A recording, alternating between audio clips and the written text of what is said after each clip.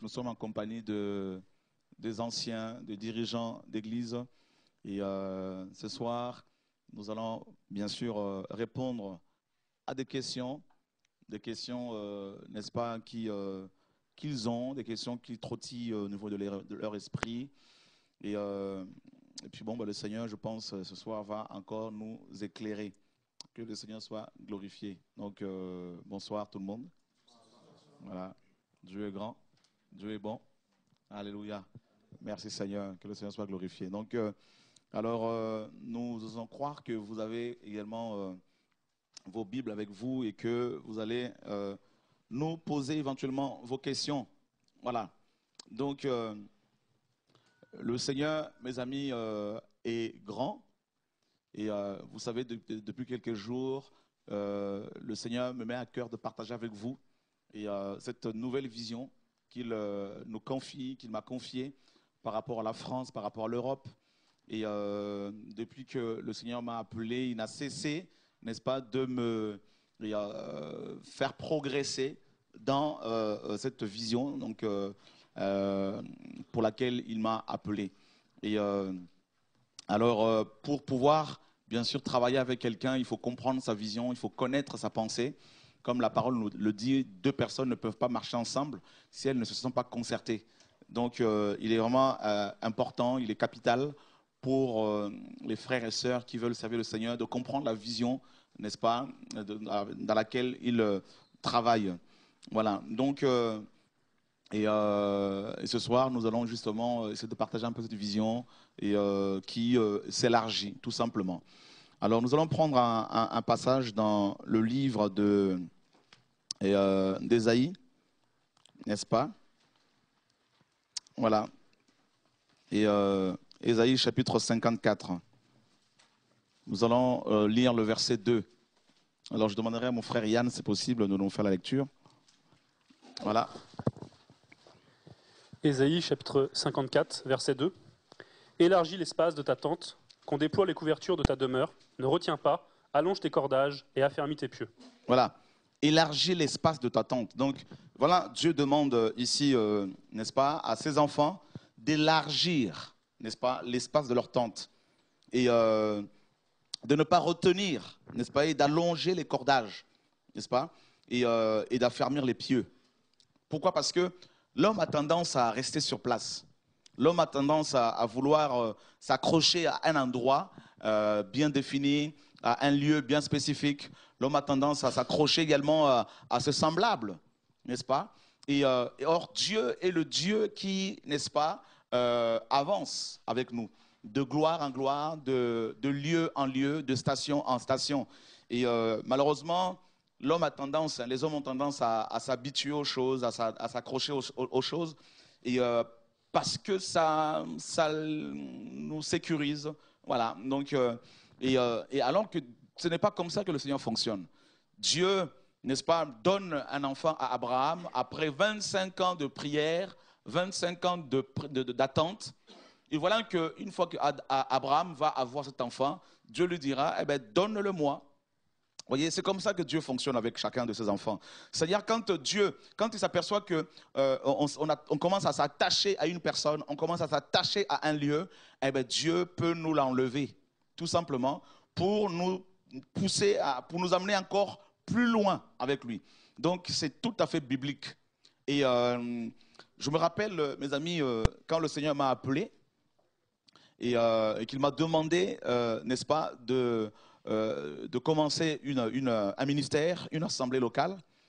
Il m'a parlé dès le départ en me disant qu'il allait toucher les nations et qu'il fallait libérer également son peuple du péché de Babylone. Et j'ai commencé l'œuvre et cette œuvre a pris aussitôt de l'ampleur, 6 mois après, donc c'était à la maison avec mon épouse et avec des frères qui étaient là, qui avaient été touchés par la parole du Seigneur. Et notamment mon frère, Florent. Et l'œuvre a connu une croissance exponentielle. Et ensuite, on a trouvé un local qui pouvait contenir 100 personnes. Et au bout d'1 an, il fallait quitter, 6 mois à peu près, il fallait quitter ce lieu, n'est-ce pas? Et au bout d'1 an, pardon, à peu près. Et on a trouvé un local qui pouvait contenir 200 personnes. Il fallait également, au bout d'un an, partir de là. Donc, à chaque fois, il fallait aller de lieu en lieu. Et il y a des personnes qui étaient avec moi à l'époque qui ne comprenaient pas ce changement perpétuel, n'est-ce pas, ce changement de lieu. Et donc, il y en a qui se disaient, mais c'est un peu, il y a beaucoup d'instabilité, tout ça. Et Dieu voulait, n'est-ce pas, nous amener quelque part. Nous arrivons à Évry, il fallait quitter Évry et pour aller à Draveil, donc en banlieue sud de Paris. Et on a trouvé des locaux qui pouvaient contenir 700 à 800 personnes. Et au bout de 9 à 10 mois, il n'y avait plus de place. Et des gens venaient de partout. Et on a eu, dès le départ, n'est-ce pas, dès notre entrée dans ces locaux, on a eu des problèmes avec le maire de la ville. Et qui nous a, n'est-ce pas, traîné en justice. On a eu au moins 6 procès, on en a gagné 5. Et le 6e, au bout de 2 ans et demi, on va le perdre. Et le 3 décembre 2003, on va se retrouver indépendamment de notre volonté n'est-ce pas, dans la rue, en plein hiver.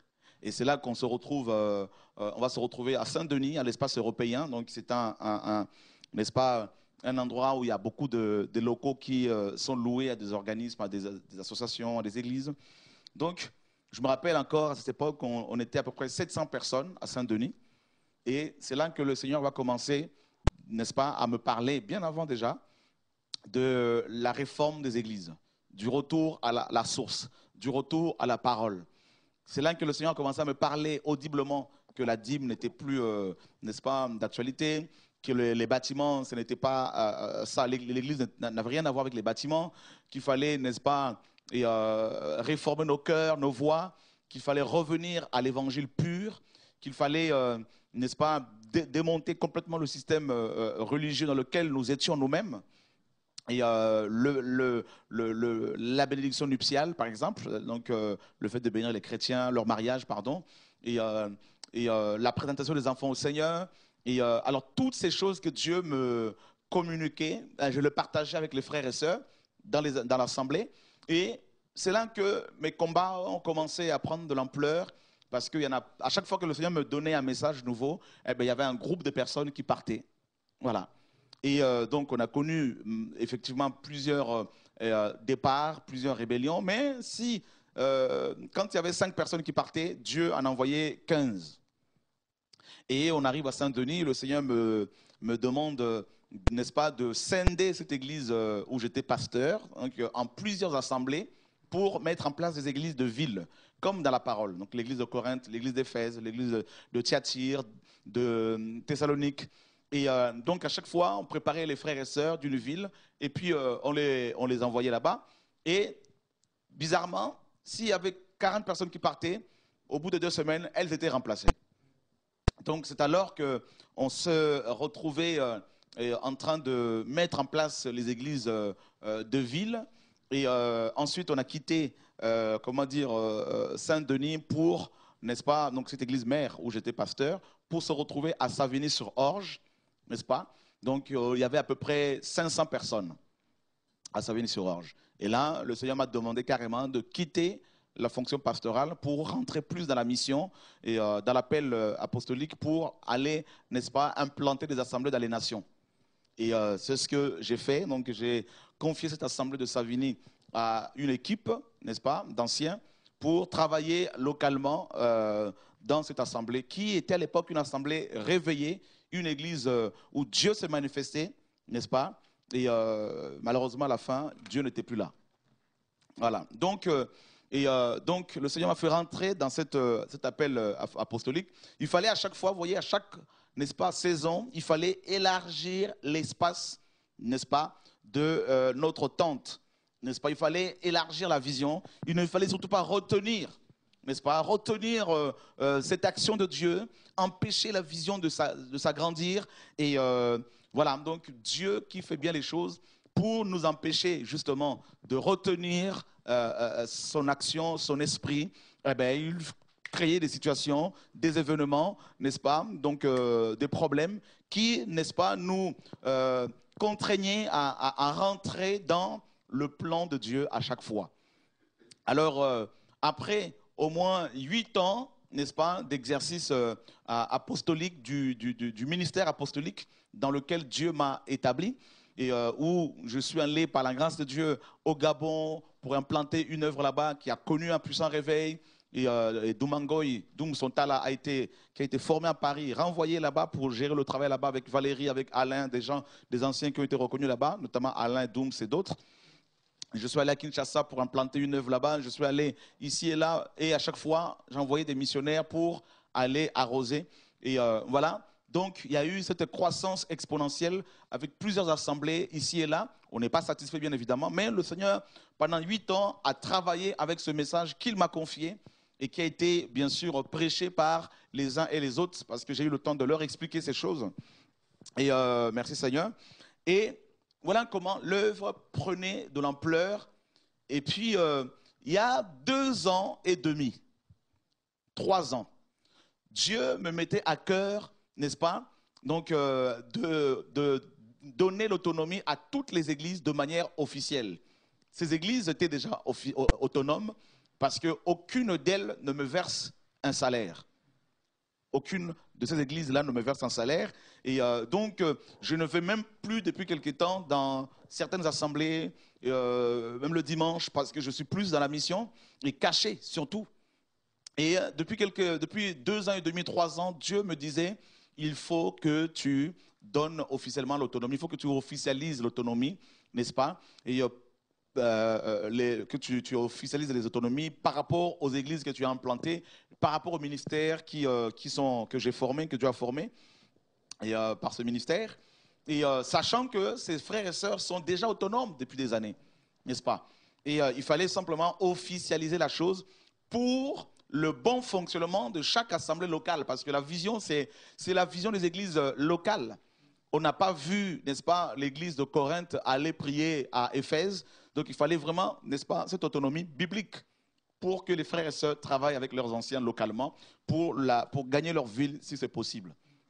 Mes amis, ceux qui me connaissent un peu savent que depuis que ce ministère a commencé, n'est-ce pas, je ne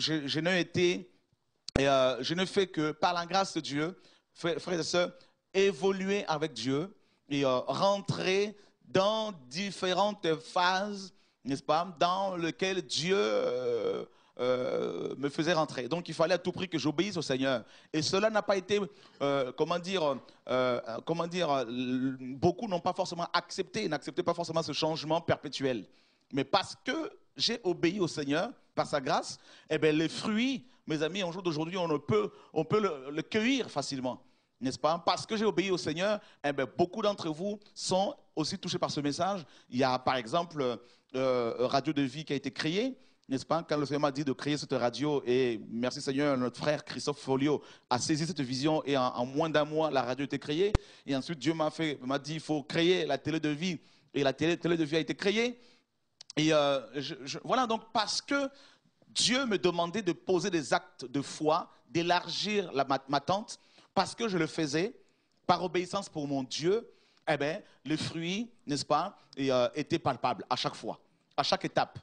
Beaucoup se disaient, mais est-ce que cette nouvelle direction dans laquelle Dieu nous appelle, est-ce que vraiment c'est Dieu qui l'a désiré? Est-ce qu'il ne va pas y avoir des problèmes? Mes amis, à chaque fois qu'on s'engageait dans cette nouvelle vision, eh bien, il y avait des fruits, n'est-ce pas? Et Dieu se glorifiait au nom de Yahushua. Et gloire à Dieu. Alléluia. Et le 9 février de cette année, ce ministère a totalisé 13 ans. 13 ans de combat, 13 ans de travail, d'acharnement dans la prière, d'enseignement, de mission ici et là, 13 ans d'encadrement. Et vous savez, pendant que j'étais pasteur de l'église, n'est-ce pas, de l'assemblée locale où j'étais établi, il y avait 700 personnes. J'ai pu, avec les frères et sœurs, avec l'assemblée, on a pu, mes amis, mettre de l'argent de côté, par la grâce de Dieu, c'est-à-dire 110 000 euros à l'époque. Et Dieu nous a fait grâce avec cet argent qu'on avait pu cotiser. On a pu, par sa grâce, acheter cash, acquérir cash sans prendre de crédit les locaux de télé et radio de vie. donc ici à Courcouronnes. Donc on a pu acquérir ces locaux en les achetant cash, parce que je suis quelqu'un qui n'aime pas les crédits. Et donc, on ne peut pas prendre un crédit. Donc, ça, c'est un de mes principes, prendre des crédits pour faire avancer l'œuvre du Seigneur. Et donc, on a pu acheter ce lieu cash. Et avec l'argent de frères et sœurs qui avait été cotisé, et pour montrer aux frères et sœurs comment on doit travailler dans l'œuvre du Seigneur. C'est-à-dire, l'argent de Dieu doit être utilisé pour faire avancer son royaume et non pour s'enrichir personnellement, pour son enrichissement personnel. Et je suis convaincu, frères et sœurs, que beaucoup ont été encouragés par cet achat. Parce qu'ils ont vu que l'argent qu'ils ont donné a été utilisé correctement. Alléluia. Et par la suite, pendant que j'étais pasteur, j'ai prié une fois le Seigneur en lui demandant ce qu'il attendait de moi. Dieu m'a dit, il m'a donné une vision pendant que je dormais, dans laquelle je voyais un jeune homme, un jeune enfant de 9 ans, avec un sac sur la tête, qui ne savait pas où aller. Il faisait du surplace et je lui pose la question dans cette vision, que fais-tu ici? Que cherches-tu? Cet enfant me dira, mes parents ne sont plus là, donc je cherche un endroit où dormir. Et en me réveillant, le Seigneur me dira, tu dois me construire un orphelinat. Et Dieu avait touché le cœur d'un frère qui vit en Allemagne, qui m'avait offert un véhicule. C'est vrai que ce que ta main droite donne, ta main gauche ne doit pas le savoir, mais ça c'est un contexte bien précis bien sûr. Mais là, je tiens à partager ces choses avec vous tous pour que vous compreniez, n'est-ce pas, le travail que le Seigneur fait dans ce ministère et pour que vous ayez toutes les informations afin de bien aussi prier pour nous. Et en même temps, c'est un enseignement pour chacun de vous parce que je sais que Dieu est en train de susciter d'autres personnes comme nous pour pouvoir proclamer la vérité. Et j'ai pris ce véhicule qu'on m'avait offert, je l'ai vendu et je suis allé à Kinshasa. Avec cet argent, j'ai acheté un terrain. Et l'Église a construit un orphelinat. Et au jour d'aujourd'hui, cet orphelinat, les enfants prodigues, comptent 50 enfants. Voilà ce que le Seigneur m'a demandé de faire pendant, n'est-ce pas, la fonction, pendant mon ministère pastoral.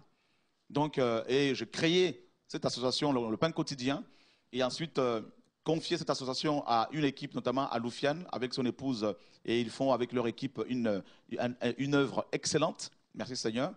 Et cette association, le Pain Quotidien, a pu, n'est-ce pas, travailler correctement au point d'avoir, n'est-ce pas, de travailler en collaboration avec un orphelinat en Russie. Donc, il y a eu déjà des missionnaires qui avaient été envoyés là-bas. Donc, régulièrement, il y a quelqu'un qui part là-bas. Et pour soutenir financièrement les orphelins russes. Il y a également un orphelinat au Bénin avec à peu près une trentaine d'enfants. Et également... Et à l'époque, il y avait une école, on soutenait une école avec 200 enfants en Haïti. Donc, avec cette association, le Pain Quotidien, régulièrement, ils font des sorties en hiver pour aller soutenir les sans-abri. Et Dieu est en train de les bénir. C'est une œuvre qui touche beaucoup de gens par la grâce de Dieu. Et nous bénissons Dieu pour ce beau travail que l'équipe accomplit. Ensuite, il y a eu le journal, les documents qui a été mis en place, n'est-ce pas, avec notre sœur Adèle et l'équipe qui travaille avec. Avec ce journal, la parole que le Seigneur m'a donnée, le retour à la parole, ce message est de plus en plus diffusé. Et à l'époque où j'étais encore pasteur, et mon frère Jérémy, qui est actuellement au Canada, Jérémy Pastel avec sa femme Malaïka, ont pu mettre en place parce que nos livres, en fait, mes livres, beaucoup d'éditeurs chrétiens ne voulaient pas les éditer. Donc, on a décidé, Jérémie notamment, de créer une maison, un service de production, n'est-ce pas? Donc, avec nos propres, notre propre code, nos codes ISBN, je crois. Voilà, donc on a créé un service de production pour produire nos propres livres et également les livres des frères et sœurs qui prêchent la parole, qui prêchent la vérité. Donc voilà, donc pour être complètement autonome. Et Dieu, mes amis, a fait des grandes choses durant toutes ces années qu'on a pastorales. Et par la suite, avec la fonction apostolique, les églises se sont implantées, continuent à s'implanter, n'est-ce pas, au Mans, à Cholet, à Bressuire, à Niort, à Nantes, n'est-ce pas, et à Tours, à Poitiers, et à Courcouronnes, à Évry, à Massy, et chez les Mazarins, Savigny. Et il y en a tellement, frères et sœurs, qui se sont implantés, comme Paul pouvait dire, si pour d'autres je ne suis pas un apôtre, je le suis au moins pour vous, parce que vous êtes le sceau de mon apostolat. Alléluia. Donc, Dieu, mes amis, a fait une belle œuvre. Il y a des assemblées telles que Colombes, Le Bourget, Sarcelles, n'est-ce pas, Amiens, et donc il y en a à Lyon, et Dieu continue d'implanter des assemblées, continue comment dire, à Royan, à Tonnet-Charente, à La Rochelle, vous voyez, et il y en a plein d'autres que nous ne pouvons même pas citer. Il y en a tellement qui s'implantent dans les nations. Tellement, frère.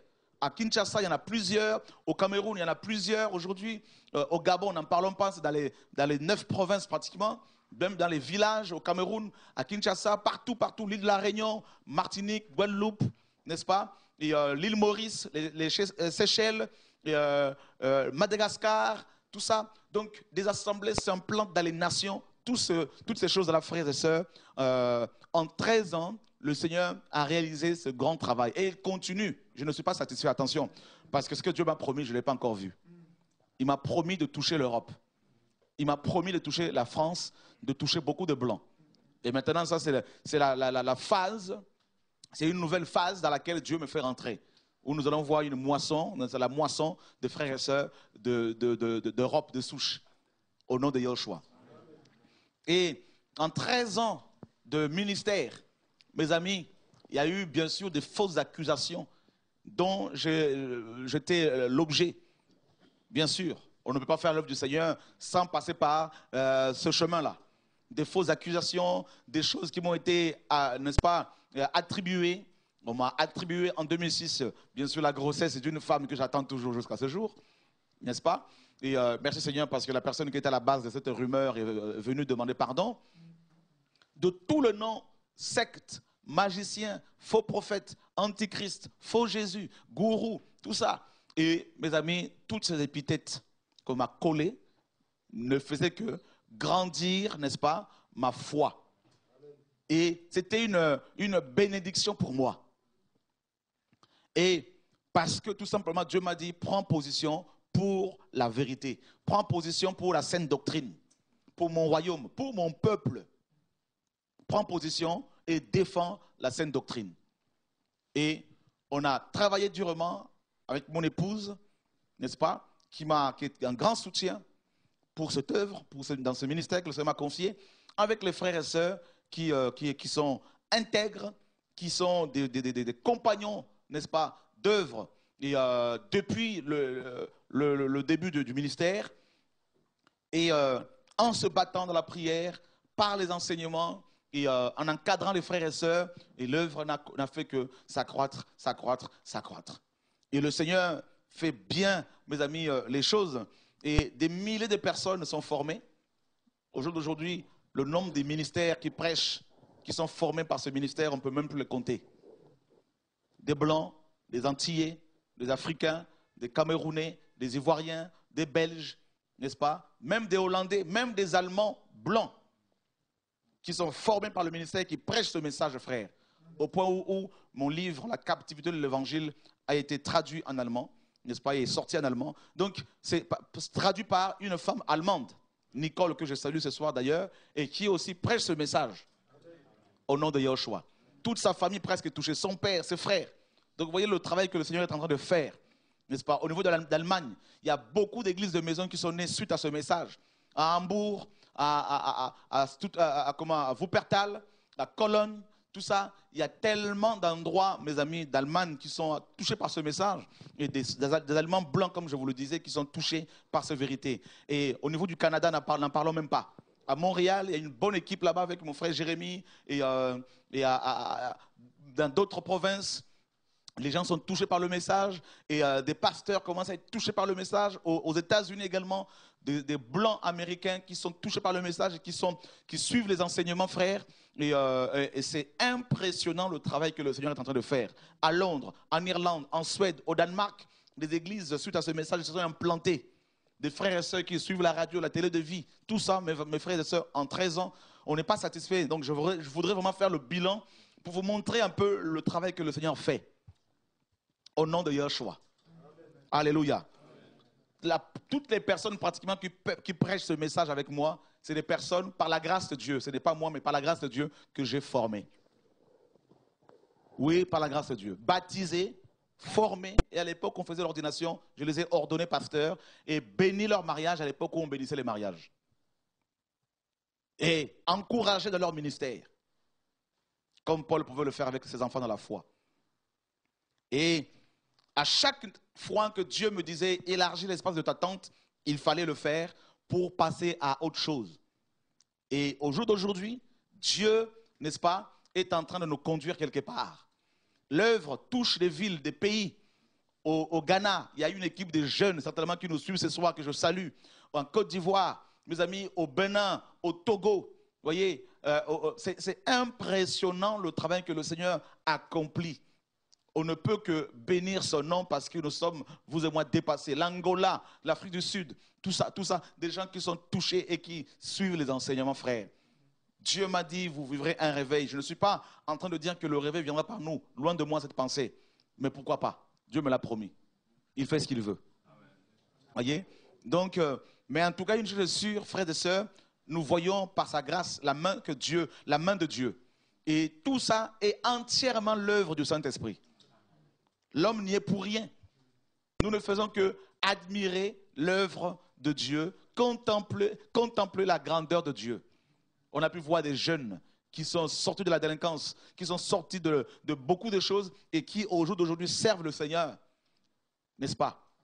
Des assemblées à Créteil, des assemblées à Melun, partout, frère. C'est-à-dire, c'est impressionnant le travail que Dieu fait. À Strasbourg, des églises de maison, ici et là, partout. Donc, au jour d'aujourd'hui, frère, l'œuvre que Dieu fait nous dépasse. Nous dépasse complètement. Nous avons eu une nuit de prière. C'était le 9, n'est-ce pas, mars dernier. Et on a été agréablement surpris de voir près de 900 et quelques personnes qui étaient là. Des gens qui sont venus de nulle part, de partout, qui suivent la télé, la radio de vie. Et nous avons été, mes amis, surpris par le Seigneur, tellement que sa présence était palpable. Et Dieu fait son œuvre. Des frères qui sont au Havre, des frères qui viennent nous rejoindre, qui sont touchés par le message et qui viennent nous tendre la main d'association, comme mon frère Bernard à Rouen, qui est au 108, avec son épouse, n'est-ce pas? Et qui, au jour d'aujourd'hui, ont commencé une église de maison, juste au-dessus de la salle où nous étions avant, n'est-ce pas? À Rouen. Donc, Bernard, qui était un des anciens que j'ai formé à Rouen, vous voyez l'œuvre qui se fait, frère, c'est étonnant le travail que le Seigneur fait. Ça, c'est l'œuvre du Saint-Esprit. On ne peut que, mes amis, accepter, n'est-ce pas, admettre qu'il se passe quelque chose qui n'est pas, n'est-ce pas, une affaire humaine. Parce que Chora n'y est pour rien. Chora n'a pas été dans une école biblique. Chora n'a pas été dans une école théologique. Au jour d'aujourd'hui, nous voyons des blancs, de Français de souche, comme Ludovic Rouget, comme mon frère Jean, n'est-ce pas, et au niveau de Nîmes, qui sont touchés par le message, qui prêchent maintenant ce message, et de plus en plus de frères blancs qui sont touchés. Merci Seigneur pour l'œuvre qu'il accomplit. Ça, c'est l'œuvre du Seigneur, frère. Ah non.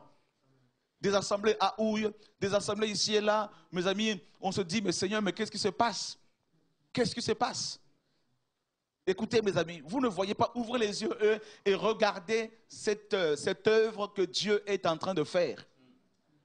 Regardez ces femmes qui se lèvent et qui annoncent la parole de Dieu, le retour de Yahushua. Regardez ces hommes qui se lèvent et qui annoncent le retour de Yahushua. Ça, c'est l'œuvre du Seigneur. Et comme je le dis, comme je l'ai toujours dit, ce n'est pas, mes amis, de l'orgueil, loin de moi cette pensée, mais en 13 ans de ministère, aucune femme, je précise, aucune femme ne peut venir ici pour dire le frère Chora m'a fait la cour. Ça, c'est ma fierté. Non parce que je suis fort, parce que celui qui est à moi est plus grand que celui dans le monde. Alléluia. Et aucun pasteur que vous êtes, on peut bien les montrer, les anciens qui sont là, n'est-ce pas? ce sont des pasteurs, ce sont des dirigeants qui sont là, ici présents. Aucun de vous ne peut dire que le frère Chora m'a demandé de l'argent, n'est-ce pas, pour aller construire une maison, une villa quelque part. Aucun. Alléluia. Si c'est le cas, vous pouvez lever la main, les frères et sœurs sont là, ils vous suivent. Vous savez, chez nous, nous disons tout. Moi, je vous dis, depuis quelque temps, nous disons tout haut ce que beaucoup de gens disent tout bas. Je ne cache rien. Si je peux parler pour dénoncer même certains des enfants spirituels dans la foi que j'ai formés, alors c'est que, frère, je n'ai rien à cacher. On ne se tient pas par la barbichette. Non, non, non. Chez nous, là, ça ne se passe pas comme ça. Nous sommes comme, je suis comme une bouteille, frère, une bouteille blanche. Alléluia. Donc, et aucun, mon frère Gilbert qui est là, qui est avec moi depuis la maison, à aucun jour je t'ai mis la pression pour avoir de l'argent pour, n'est-ce pas, m'acheter un véhicule. Ok, que le Seigneur soit béni. Alors, c'est important que vous soyez au courant de toutes ces choses. C'est important. Alléluia. Amen. Dieu est grand, Dieu est vivant. Vous direz, mais frère Chora, mais on te connaît, tu n'as pas besoin de dire tout ça, mais Paul le faisait. Paul le disait. Paul disait dans Acte 20, on va le lire. Laissez-moi, mes amis, parler afin que les choses soient bien comprises, parce que vous êtes en train de vous former, vous avez besoin de toutes ces informations également. Alléluia. Acte 20, 33. Yann, tu peux me lire? Acte 20, 33. Et maintenant, je vous recommande à Dieu et à la parole de sa grâce, à celui qui peut édifier et Acte 20, 33. Acte 20, 33, pardon. Je n'ai désiré ni l'argent, ni l'or, ni les vêtements de personne. Je ne désirais ni l'argent, ni l'or, ni le vêtement de personne. Donc l'apôtre Paul l'a dit. Alors c'est écrit. Si c'est écrit, si Dieu a permis que cela soit écrit, c'est pour que nous le lisions.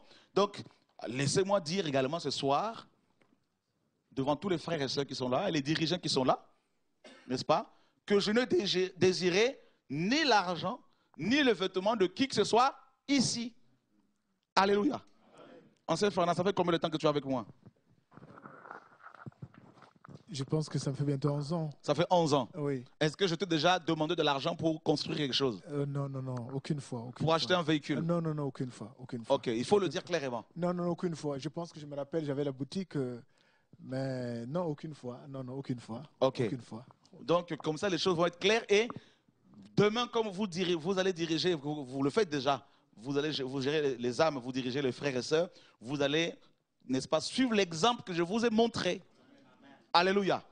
Voilà. Maintenant, si quelqu'un suit un autre chemin, ce n'est pas Chora qui lui a montré ce chemin. Non. Vous voyez?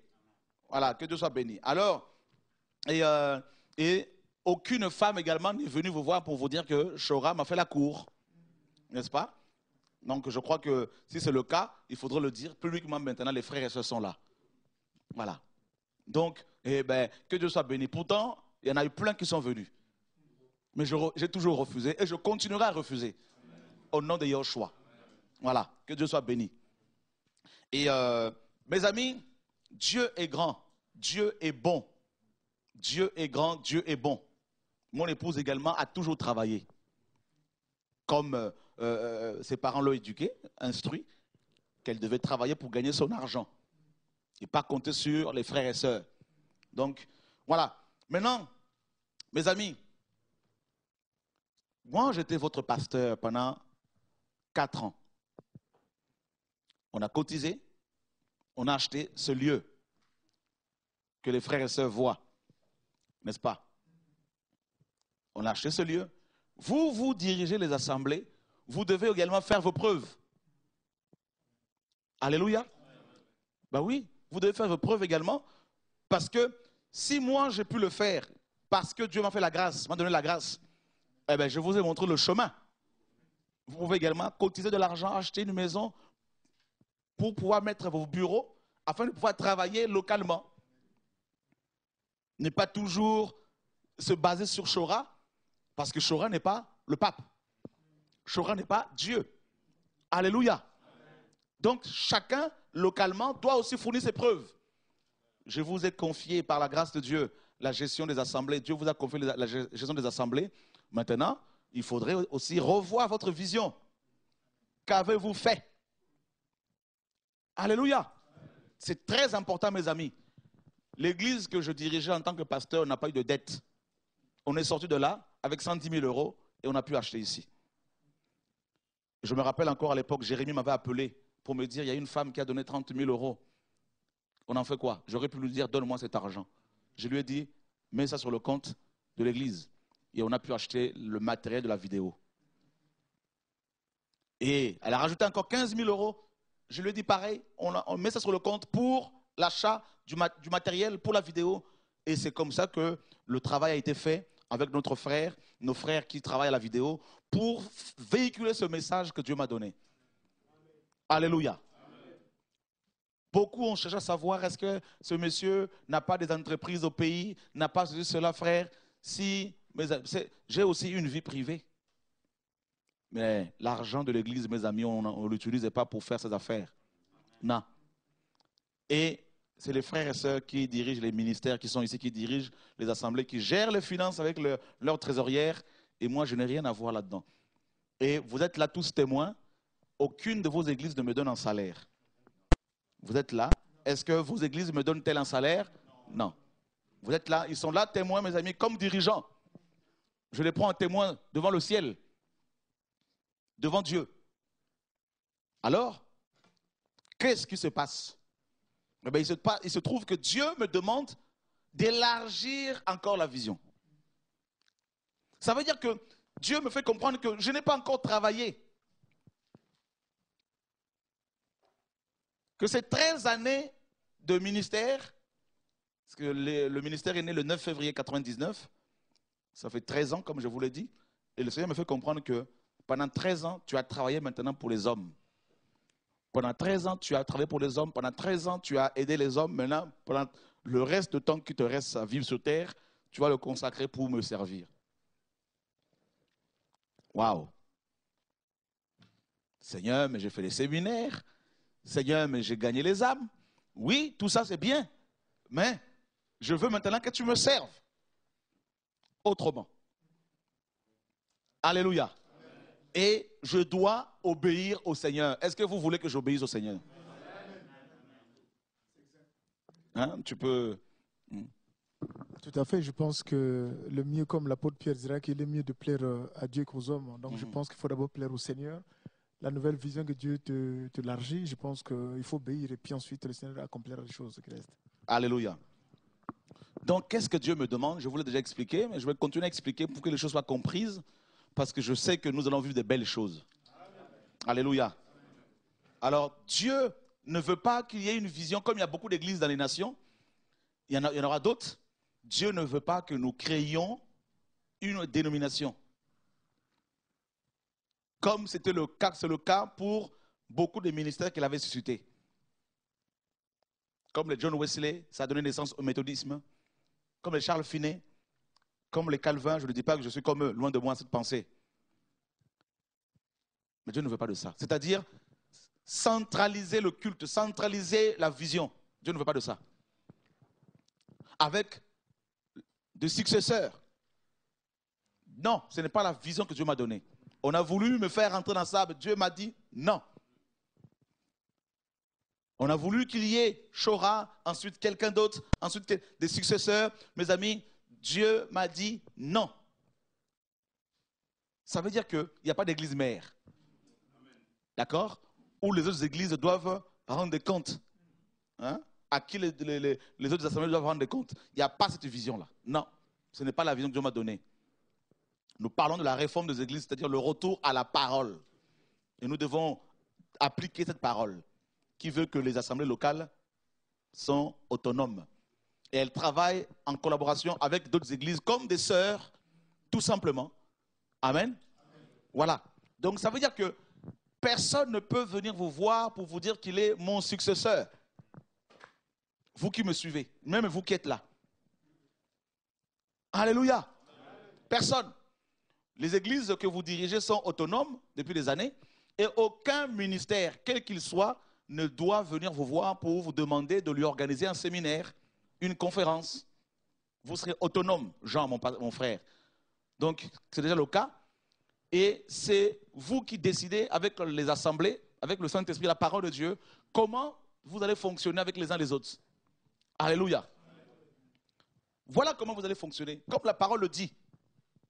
Localement, s'il y a des soucis dans vos assemblées, ne cherchez pas d'abord le frère Chora parce que le frère Chora, il n'est pas omniprésent.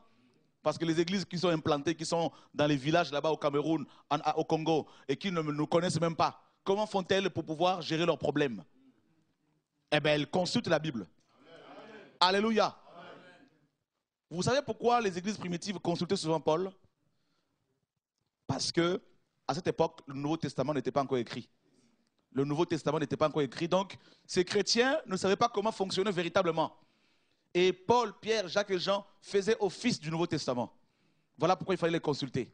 Mais aujourd'hui, vous avez le Nouveau Testament. Donc, évitez à chaque fois que vous avez des problèmes locaux de chercher où se trouve Chora. Parce que Chora, il devient comme du vent. Plus encore. Chora va aller là où Dieu va l'envoyer pour aller libérer d'autres personnes qui sont captives. Voilà. Ne me transformez pas en idole, en pape, n'est-ce pas? Je refuse. Vous savez, beaucoup de gens refusent de vous donner l'autonomie aux églises, beaucoup d'apôtres, parce qu'ils reçoivent d'elles un salaire. Vous voyez? Mais moi, je ne veux pas. Je veux suivre Dieu et marcher par la foi, m'attendre à lui. Si je dois passer ma nuit, une nuit avec mes enfants, ma femme, avec du café, avec du lait, on va le faire. Mais jamais, jamais, jamais je ne serai, mes amis, la source de problèmes des églises locales qui sont implantées. Jamais. Je ne veux pas que Dieu me demande votre sang. Non, mes mains sont pures. J'ai peur de l'enfer. Non peur de Dieu, parce que Dieu est mon Père. Parce que le niveau où je suis arrivé, le moindre faux pas, je peux aller en enfer. Et j'ai peur de ça. Je vous ai pendant 13 ans prêché Christ. Je vous ai montré Christ. Je vous ai montré la vision des nations. Allez et faites de toutes les nations des disciples. C'est-à-dire, je n'ai pas travaillé avec une vision, n'est-ce pas, basée sur le racisme, sur le tribalisme, pour mettre à mes côtés que les gens originaires de ma tribu, de mon pays. Les Blancs qui venaient et qui ont la grâce, travaillez. Travaillent. Alléluia. Amen. Nous avons des pasteurs qui sont formés, qui dirigent des assemblées qui sont blancs, comme mon frère Yann, comme Bruno Souris, comme mon frère, comment dire, à Troyes, n'est-ce pas, Fabrice, n'est-ce pas, et tant d'autres qui prêchent, qui comme Yann, comme Anne, qui est vraiment une prophétesse de Dieu. Donc, des frères et sœurs qui travaillent, les nations. Et c'est la vision que Dieu m'avait donnée, que je vous ai communiquée, c'est la vision de la parole.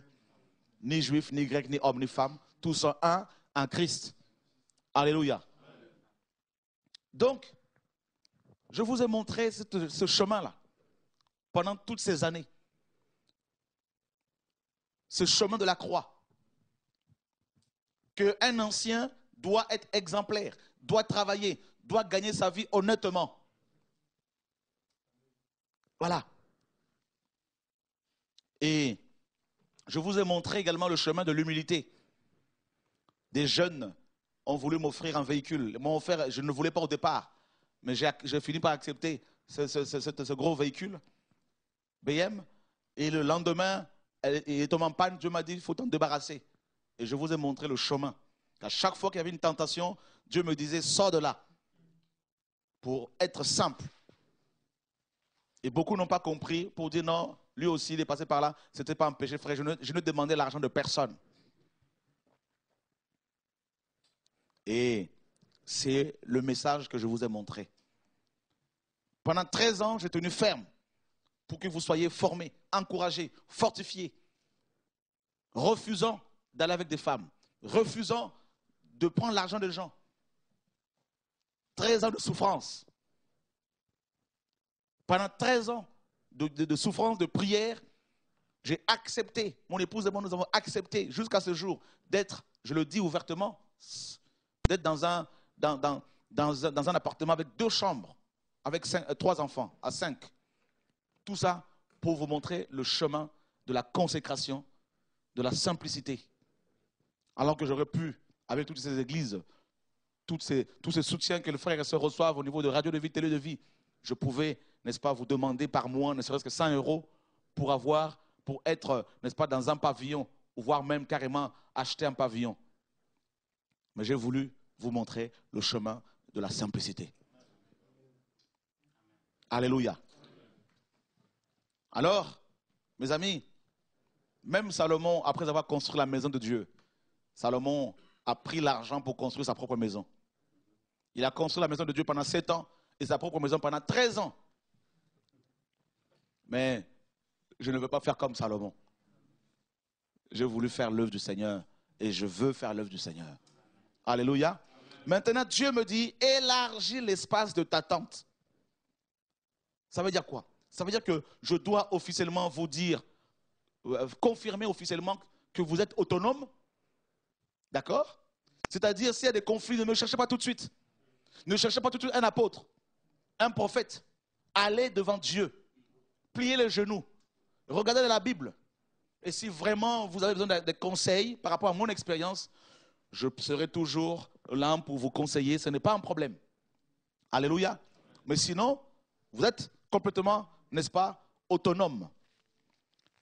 Ça veut dire quoi l'autonomie? Ça veut dire qu'il n'y aura plus de réunions des pasteurs où l'on va convoquer tous les pasteurs, venez à Cocoronne, on va avoir une réunion de prière, réunion de partage. Non, parce que sinon on va remettre en place une vision pyramidale. Alléluia. Imaginez si on doit inviter tous les pasteurs du monde entier qui sont touchés par ce message, on ne va pas s'en sortir. N'est-ce pas? Et on n'a pas voulu, je n'ai pas voulu non plus avoir chaque année une conférence comme on faisait avant, pour ne pas non plus qu'il y ait une habitude. N'est-ce pas? Alors, cette autonomie dans laquelle vous êtes déjà sera officialisée le 12 mai prochain. Et maintenant, comment vous allez fonctionner? Eh bien, en équipe d'anciens. En équipe d'anciens. N'est-ce pas? Et travaillant en accord avec les chrétiens qui sont sous votre responsabilité. Que vous n'allez pas bien sûr dominer, écraser, mais plutôt encourager, écouter, parce qu'ils ont aussi des ministères. Alléluia. Pour montrer une autre image de l'Église de Jésus-Christ. Je ne vous ai jamais parlé de l'ANJC pour vous dire que vous êtes dans l'ANJC, quoique beaucoup de gens disent Église de l'ANJC, mais je ne vous ai jamais enseigné l'ANJC. C'était une vision, c'est une vision. Toucher les nations avec la parole, simplement. Alors, mes amis, avec cette autonomie dans laquelle vous êtes, moi, ce que Dieu me demande au jour d'aujourd'hui, c'est de sonner le chauffard, c'est de crier ici et là que Jésus revient bientôt. C'est de former également, de transmettre ce message qu'il me donne à d'autres de ses enfants qui sont ici et là. J'ai déjà commencé à le faire. Je donne une formation à un groupe de jeunes déjà, des jeunes africains et des jeunes blancs qui sont touchés par la parole et qui sont dans leurs assemblées, qui n'ont rien à voir avec ce ministère et qui viennent de temps à autre recevoir la formation. Et Dieu nous bénit pendant ces sessions de formation. Et ensuite, ils vont dans leurs assemblées pour apporter ce réveil. Et Dieu m'a demandé, depuis quelque temps, de mettre en place un centre de formation, Didasco, dont le site est déjà, dont le contenu est déjà sur le net. D'accord? Donc tout à l'heure, même si on n'a pas tout finalisé, mais je crois que Brice, on pourra leur donner l'adresse ce soir. Comme ça, les frères et sœurs, dès ce soir, pourront aller voir ce site. Et bien sûr, ceux et celles qui veulent se former pourront s'inscrire en ligne. Et la prochaine session débutera au mois de juin. Donc on vous donnera la date, les dates. Et voilà ce que Dieu me demande. Avec ce centre de formation, et les gens du monde entier pourront s'inscrire sur le net. Et à chaque fois, on vous donnera les dates de sessions de formation. Et les gens viendront se former pendant 1 semaine, 2 semaines, 1 mois, en fonction de l'Esprit de Dieu. Et par la suite, ils repartiront dans leur pays, dans leur ville, pour répandre ce feu du réveil, pour répandre ce message.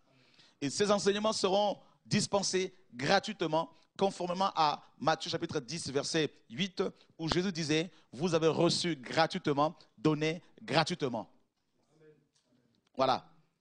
Donc, il y aura des enseignements sur la fin de temps, des enseignements sur, n'est-ce pas, la grande tribulation, sur, n'est-ce pas, l'antéchrist, des enseignements sur le nom de Yehoshua, sur le Père, sur le Saint-Esprit, des enseignements sur l'histoire de l'Église, tout ça. Il y aura des ministères que Dieu a qualifiés, qui ont un bon témoignage, n'est-ce pas, blancs, noirs, antillais, africains, qui, n'est-ce pas, feront partie des enseignants. C'est un centre, ce n'est pas une école théologique, mais c'est un endroit où il y aura la vie de Dieu, où les frères et sœurs vont pouvoir partager, prier ensemble, n'est-ce pas? Ce n'est pas une église locale, c'est un centre de formation. Les gens ne seront pas attachés à nous. Ils vont prendre simplement la parole et aller la diffuser partout où ils iront. Et ce centre ne pourra pas, bien sûr, fournir l'hébergement des étudiants. Ce centre ne pourra pas non plus soutenir les gens financièrement. Donc, son but est de présenter, d'enseigner, de former, d'équiper les saints, n'est-ce pas? De le délivrer par les enseignements, au travers de ces enseignements, d'amener les chrétiens à délivrer des jougs, n'est-ce pas, pastoraux et des jougs dénominationnels, afin d'être libres et de pouvoir servir le Seigneur, Yeshua, qui revient bientôt. Voyez? Donc, à part ce centre de formation, et qui aura, n'est-ce pas, qui a pour siège ici à Cocoronne. Et donc, les frères et sœurs vont se former et on ne pourra prendre que une trentaine, n'est-ce pas, donc d'étudiants par session, et pour ne pas être trop nombreux, et les enfants ne seront pas tolérés, n'est-ce pas? Parce que nous voulons, pendant ces sessions de formation, que les gens soient bien concentrés afin de pouvoir recevoir la parole. Et nous parlerons également, il y aura des enseignements sur l'origine de la plupart des pratiques que nous avons dans nos églises. Pourquoi la plupart de nos églises sont devenues ici malades. Et les frères et sœurs seront équipés pour aller servir le Seigneur.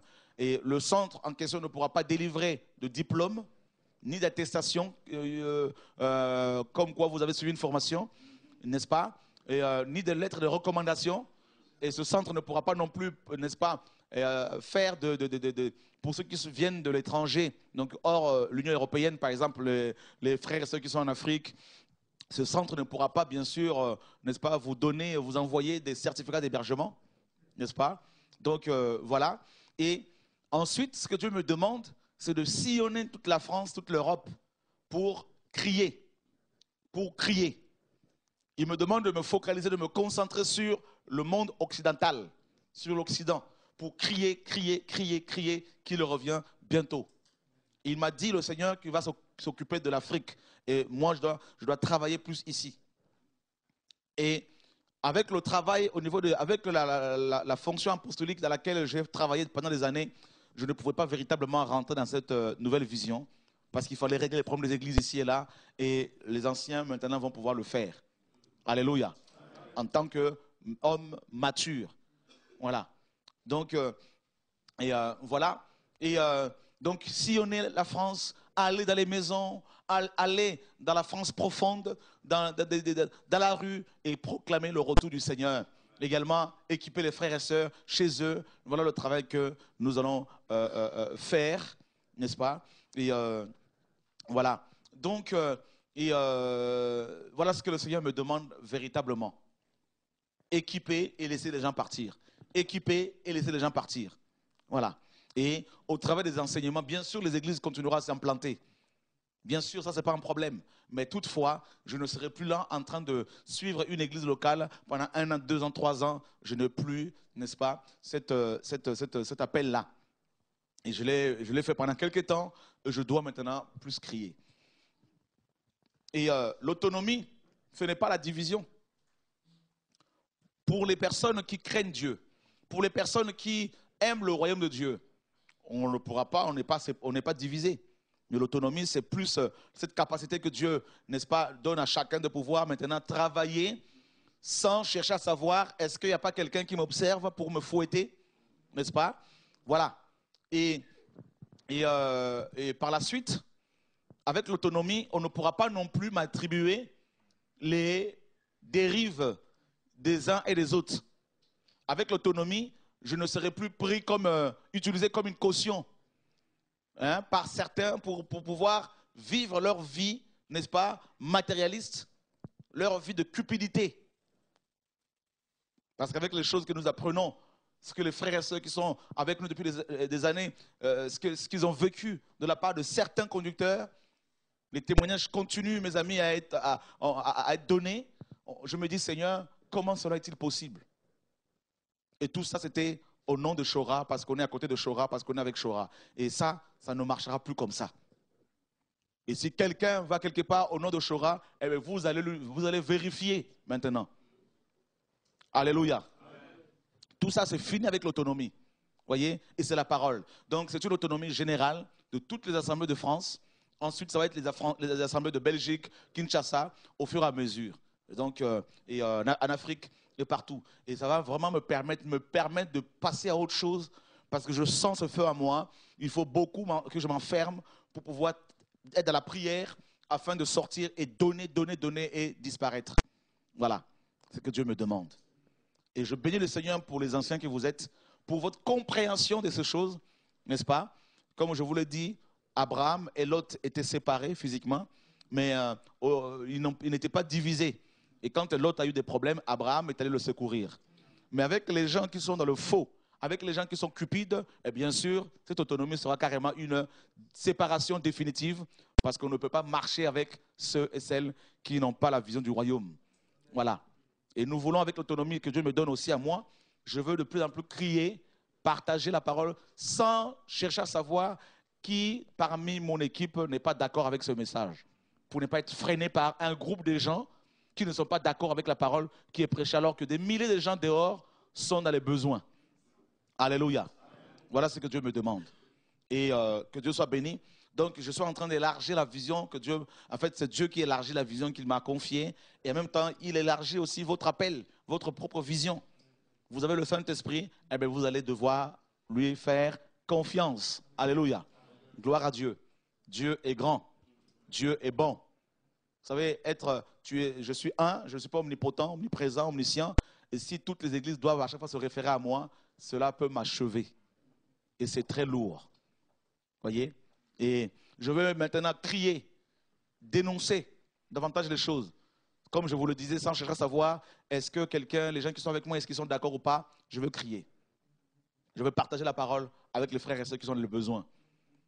Dénoncer également cette mafia qui existe dans le milieu chrétien, aussi bien dans le milieu pastoral que dans le milieu des musiciens chrétiens, qui fait que beaucoup de gens qui chantent veulent vivre de leurs dons, mais en faisant des alliances avec les producteurs païens.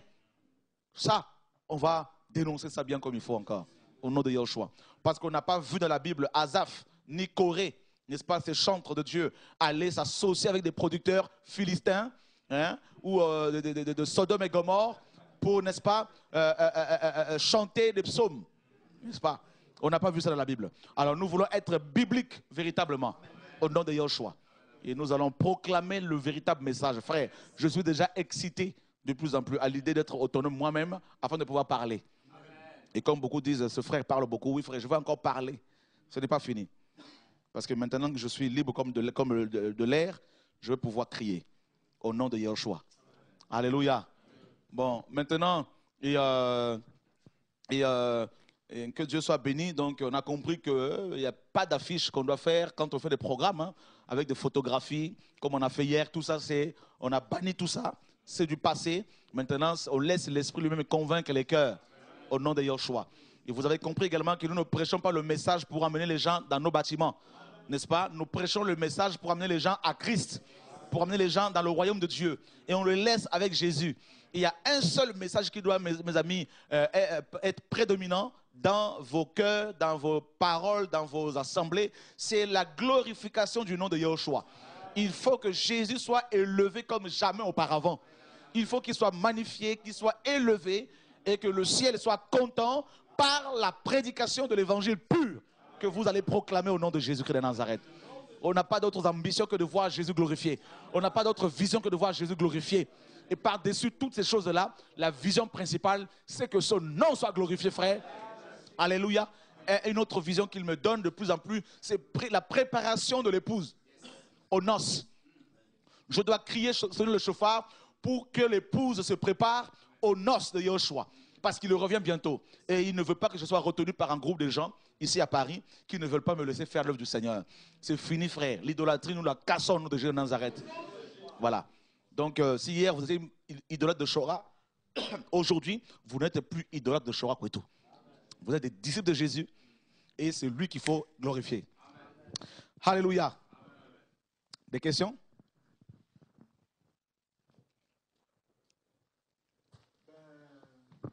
En fait, je pense que chacun de nous va s'exprimer parce que depuis le jour où l'apôtre a eu la vision pour expliquer que, je pense que ça date des 3 ans, tu le disais souvent que les frères et sœurs doivent être rentrés dans leur autonomie pour mieux servir le Seigneur.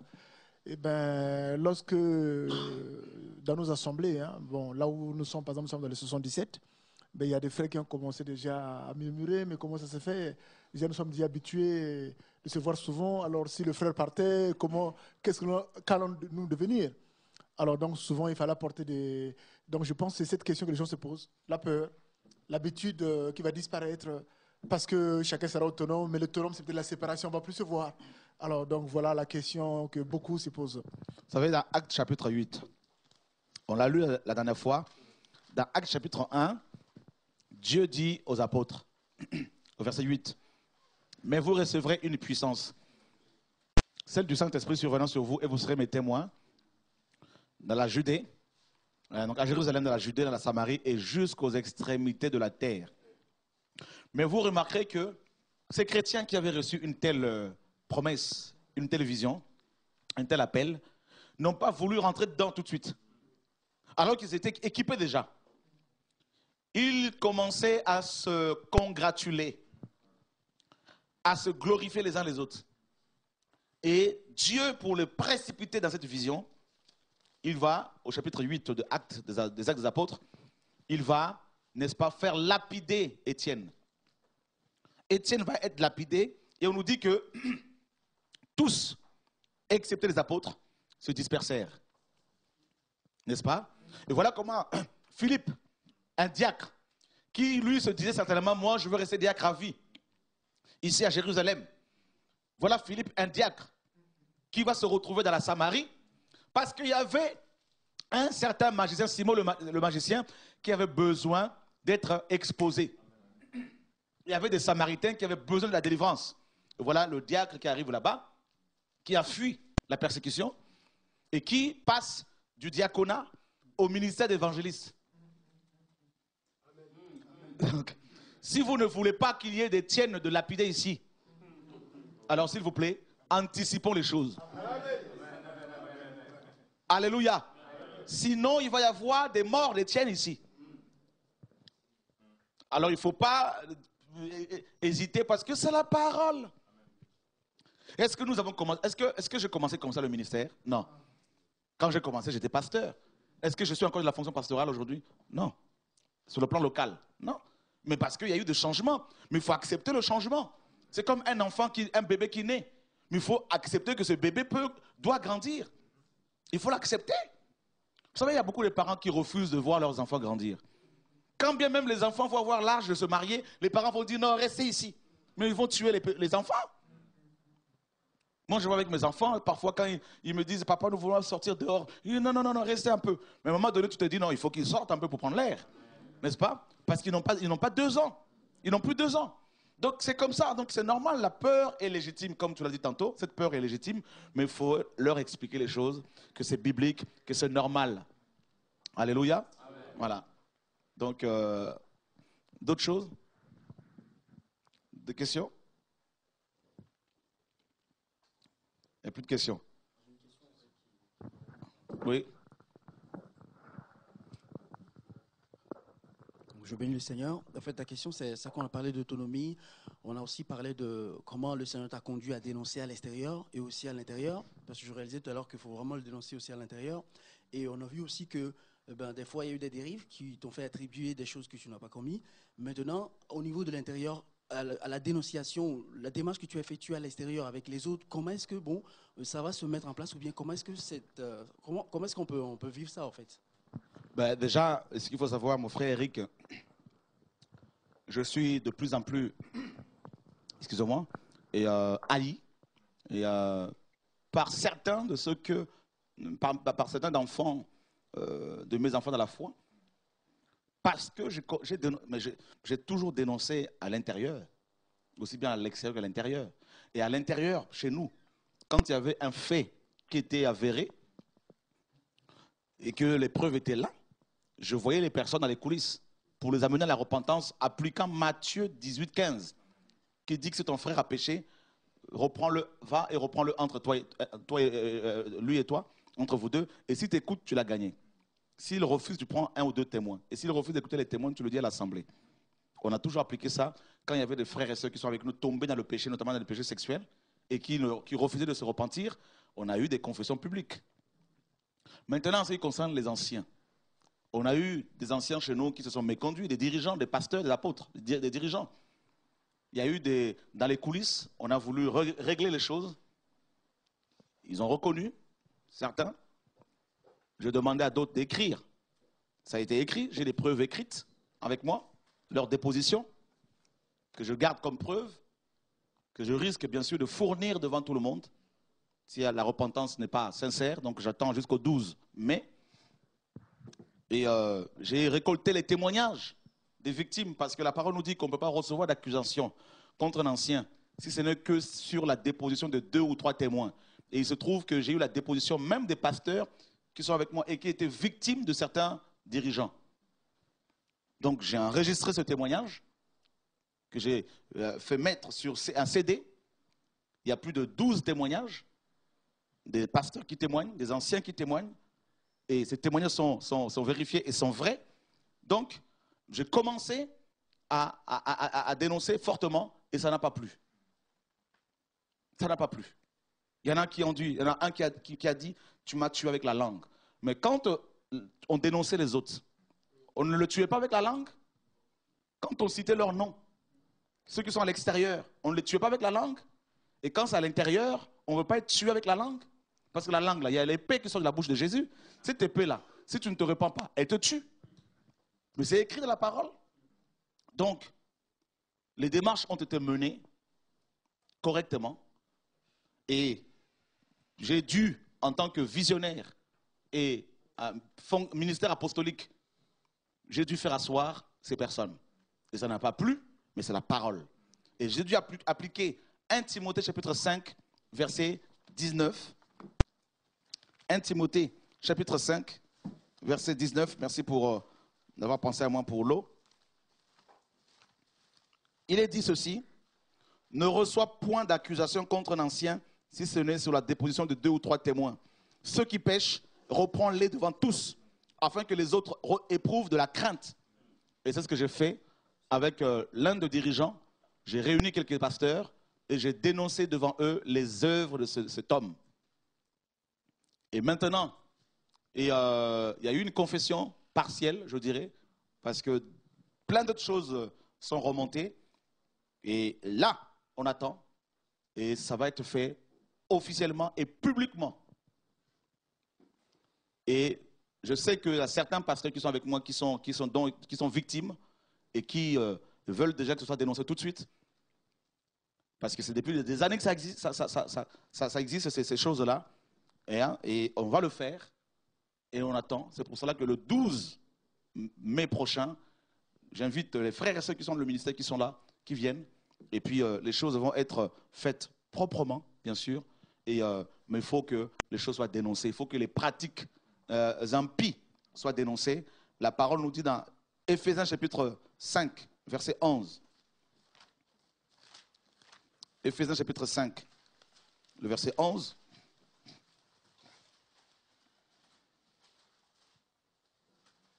Quelqu'un peut le lire? Éphésiens chapitre 5, verset 11, la parole nous dit « Et ne prenez point part aux œuvres infructueuses des ténèbres, mais plutôt condamnez-les. » Ne prenez pas part aux œuvres infructueuses des ténèbres, mais plutôt condamnez-les, c'est un ordre. Nous ne condamnons pas les hommes qui pêchent, même qui pratiquent le péché, mais nous condamnons leurs œuvres, parce que ces œuvres-là peuvent affecter beaucoup de gens. Vous voyez? J'ai eu une vision dans laquelle Dieu me disait, un des pasteurs que tu as formé est assis sur mon trône et il communique l'esprit, n'est-ce pas, de luxuosité, de luxe à mon peuple. Et quand Dieu m'a demandé de dénoncer Laodicée, l'église de Laodicée, depuis le mois de septembre dernier, et j'ai pu voir des pasteurs que vous êtes, il y en a parmi vous qui m'ont appelé pour demander pardon, disant, frère Chora, nous étions dans Laodicée parce que nous commencions à aimer le matériel. Nous commencions à avoir des visions, des grosses berlines. Et j'ai vu à quel point beaucoup parmi vous étaient affectés par cet esprit. Et ça m'a causé beaucoup de combats. Il y en a même qui m'ont dit carrément, il ne faut pas dénoncer, il ne faut pas parler parce qu'il n'y a pas la sagesse. Mes frères et sœurs, mais vous croyez quoi? Je ne sers pas un homme, je sers Dieu. Ce n'est pas vous qui m'avez appelé. Quand Dieu m'a visité dans ma chambre, vous n'étiez pas là. Et quand Dieu m'a dit, dénonce ces pasteurs qui prennent mon peuple en otage, vous n'étiez pas là. Quand Dieu m'a amené devant son trône et qu'il m'a dit, beaucoup de pasteurs, après avoir gagné les âmes, ils me le présentent et ils repartent avec, vous n'étiez pas là. Et quand Dieu me dit de dénoncer ces choses-là, on commence à dire, un tel est mon père spirituel, un tel est... Mais vous n'avez rien compris de la parole, laissez-moi vous le dire. Nous devons vivre la parole de Dieu correctement. Amen, amen. Alléluia. Amen. Donc, Eric, à l'intérieur, je dénonce. Quand j'apprends des choses dans les assemblées, j'appelle les anciens.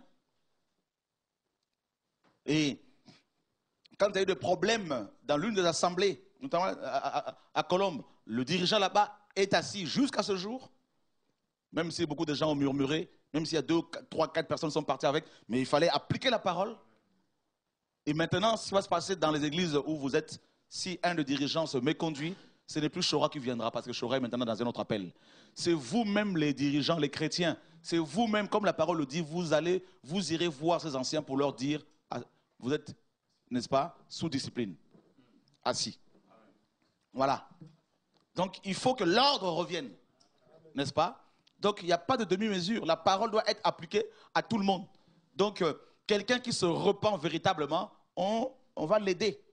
Mais si la personne devant Chora, devant un frère, se repent, accepte, confesse, bien que ce soit un peu à moitié, et que derrière, auprès des frères et sœurs, au téléphone, elle dit, ou la personne, le frère dit, ou le monsieur dit, qu'on m'accuse faussement, on ne veut pas me voir alors qu'on l'a vu. Et quand j'entends ça, je dis là, on doit exposer les ténèbres. Voilà pourquoi Jean 3, 20 nous dit, c'est lui qui fait le mal et la lumière, et ne vient pas la lumière de peur que ses œuvres ne soient dévoilées. Voilà. Donc, souvenez-vous bien, vous êtes mes amis si vous marchez avec Dieu. Vous êtes mes frères si vous marchez avec Dieu. Mais si vous commencez à dépouiller les chrétiens, je veux vous dénoncer aussi. Et si moi-même je commence à faire n'importe quoi, dénoncez-moi. Voilà. Avertissez-moi si je refuse, dénoncez. Avec des preuves. Hein. Voilà. C'est ça la parole, frère. J'ai reçu un appel pour crier, pour sonner le chauffard. Quand je vois un charlatan, quand je vois un faux prophète quelque part qui commence à vouloir créer un ministère pour dépouiller les chrétiens, je dois le dénoncer. Et croyez-moi, quelqu'un qui voudra créer un ministère en se servant de frères et sœurs pour faire ses affaires, je veux le dénoncer ouvertement, avec amour. Parce que la dénonciation, ce n'est pas la condamnation. C'est la condamnation des œuvres mortes et non des hommes. Donc, il faut que vous le sachiez. Frères, nous devons craindre Dieu. Eric. Voilà. Herman. On me donne le micro. J'ai une question. Tu disais tout à l'heure une chose. Si, par exemple, un pasteur se méconduit, tu disais que c'est les chrétiens qui vont le mettre sous discipline. Maintenant, il y a un cas qui est dans les Écritures, dans 3 Jean, le verset 9, qui dit, je vais le lire, « J'écris quelques mots à l'Église, mais Dieu trèfle, qui aime être le premier parmi eux, ne nous reçoit point.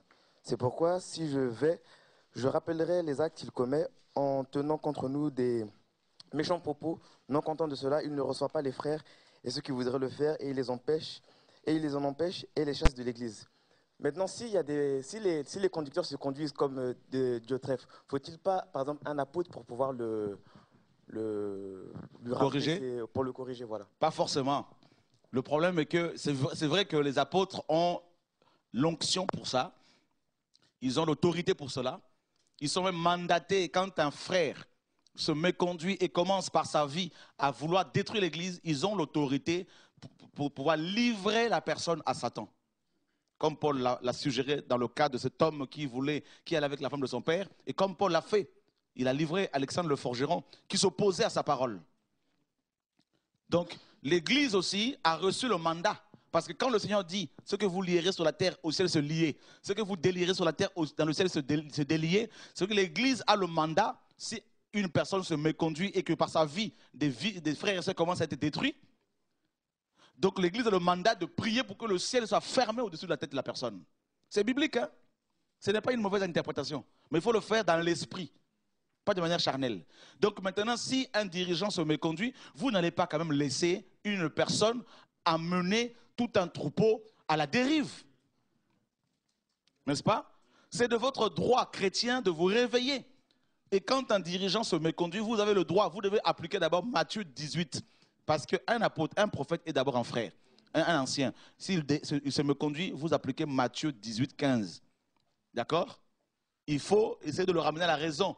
Et s'il refuse, vous prenez des témoins. S'il refuse, on le dit devant toute l'assemblée. Et on le considère comme un païen. Et dans ce cas-là, il n'y a pas de relation avec les païens. Il faut qu'on applique la parole. Donc les chrétiens qui me suivent ce soir, vous devez être responsables. Vous êtes responsables. Même si vous n'avez pas de titre, de fonction, vous êtes responsable. C'est de votre vie dont il est question. C'est de votre éternité dont il est question.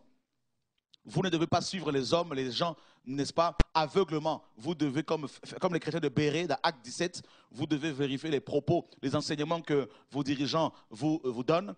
Et si leurs comportements sont en désaccord total avec la parole qu'ils prêchent, avec la parole de Dieu, eh bien, vous ne devez pas le suivre. Vous devez d'abord parler avec eux dans l'amour, dans la sagesse, dans la paix, mais il faudrait parler avec eux pour essayer de comprendre le pourquoi de leur comportement. Et si ça persiste, eh bien, vous avez le droit de leur dire, vous n'êtes plus en mesure d'enseigner, de diriger, prenez le temps pour pouvoir vous ressourcer. Et croyez-moi, si j'apprends aussi dans une église, il y a des problèmes comme ça, je ne veux pas rester les bras croisés, je vais quand même donner un conseil pour essayer d'aider. Voilà. Je ne serai pas le seul. Vous avez d'autres anciens, comme Gilbert, mon frère, qui est là, qui est aussi un ancien depuis des années, comme Florent, comme un autre frère aussi, n'est-ce pas, Ogui, qui sont des anciens depuis des années et qui peuvent aussi vous donner des conseils. Voilà. Il n'y a pas que Chora, il y a plein d'autres anciens que vous reconnaissez, dont vous reconnaissez la vie, comme mon frère Raphaël. Il y en a plein qui ont fait leurs preuves, qui peuvent vous donner des conseils, et mutuellement. Mais on ne pourra pas laisser une personne amener les gens en enfer. Tout ça. Non. Vous savez, quand on prend la décision de corriger quelqu'un, ce n'est pas parce qu'on n'aime pas la personne. Ce n'est pas parce qu'on a une dent contre la personne. C'est parce que Dieu est derrière nous. Élie, le sacrificateur, ne voulait pas corriger ses enfants. Ces sacrificateurs qui couchaient avec les femmes, qui volaient les offrandes qui étaient apportées à la maison de Dieu. Eh bien, Élie n'a pas voulu les corriger. Eh bien, qu'est-ce qui s'est passé? Dieu l'a tué. Dieu a tué ses deux enfants. Et Dieu, n'est-ce pas, a tué également la femme d'Ophni. La femme de la fille, la belle-fille d'Élie, le sacrificateur, dans 1 Samuel 2. Donc vous voyez, frère, on ne peut pas, n'est-ce pas, 1 Samuel 2, je crois, on ne peut pas, mes amis, prendre les choses du Seigneur à la légère. Non, nous devons comprendre que nous avons des comptes à rendre au Seigneur.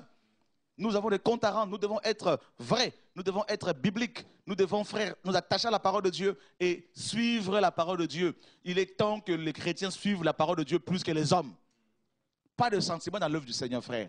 On n'est pas là pour faire des sentiments. Nous devons être justes. Moi, en corrigeant les enfants que j'ai formés, les enfants dans la foi, quand ils se méconduisent à chaque fois, ben, je vous ai montré le chemin de la justice. Voilà. Si on a dénoncé ailleurs, on doit dénoncer aussi à l'intérieur. Il n'y a aucune raison. Voilà. D'autres questions?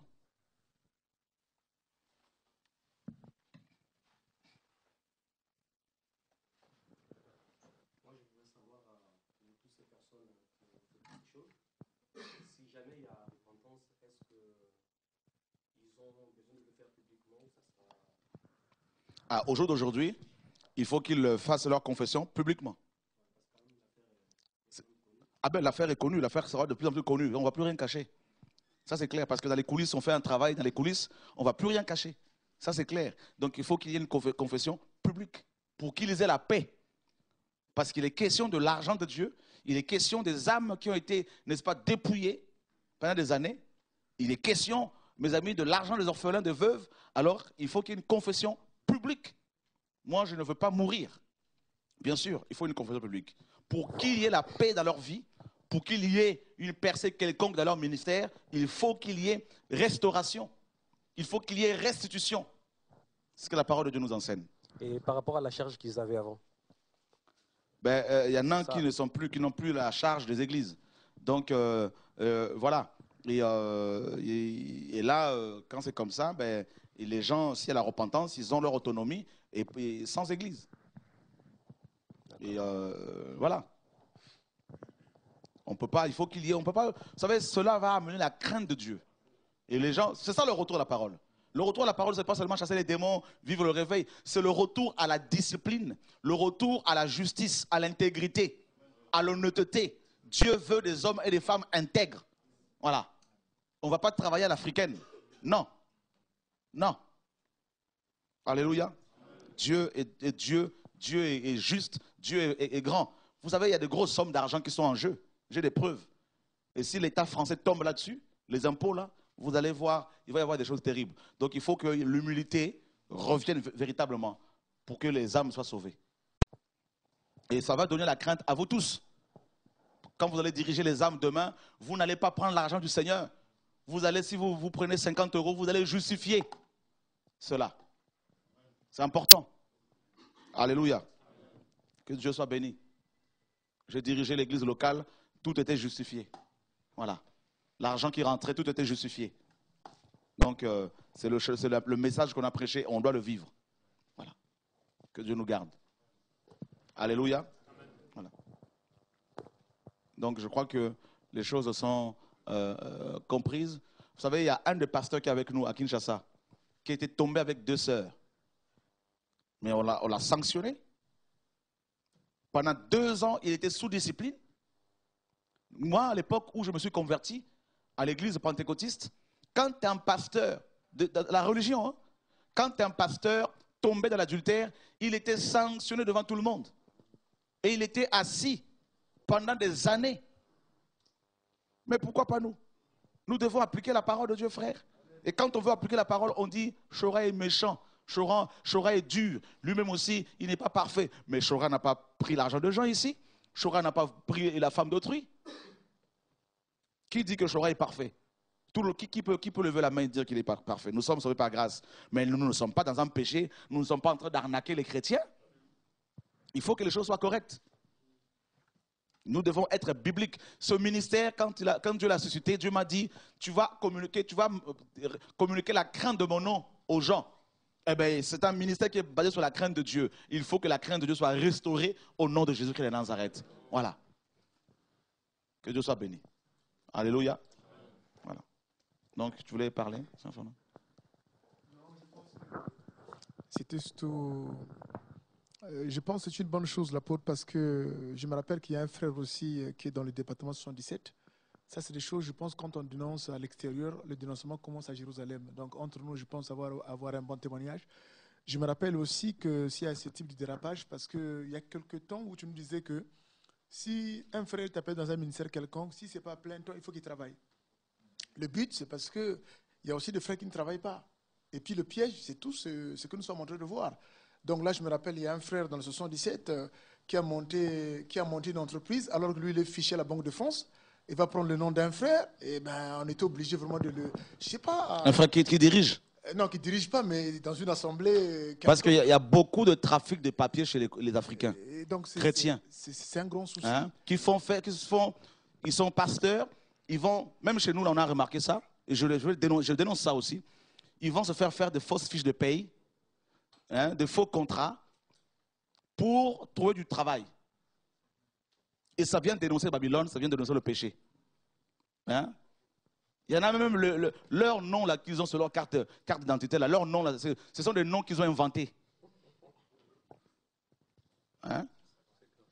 Et il faut que l'intégrité soit là. C'est pour cela que s'il doit y avoir un débat public là, pour dénoncer tout ça là, avec les conseils, je veux le faire. Non pour casser qui que ce soit, mais il faut que les chrétiens se réveillent. Dieu m'a dit, tu dois libérer mon peuple. Donc je ne veux plus faire les sentiments, frères. Ce que je dis là, je le fais par amour pour le Seigneur et pour les âmes. Parce que si demain les gens vont en enfer, ils risquent de dire pendant l'éternité, on était à côté de ce frère, il ne nous a pas dit ces choses-là.